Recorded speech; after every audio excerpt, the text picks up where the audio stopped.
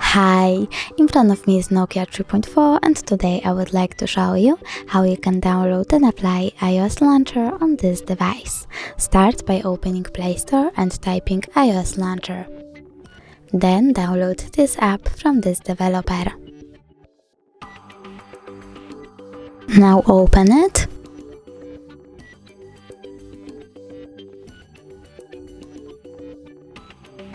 Click Allow.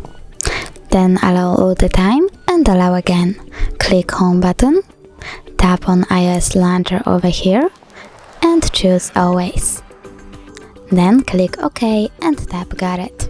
As you can see, iOS Launcher was applied successfully on my device.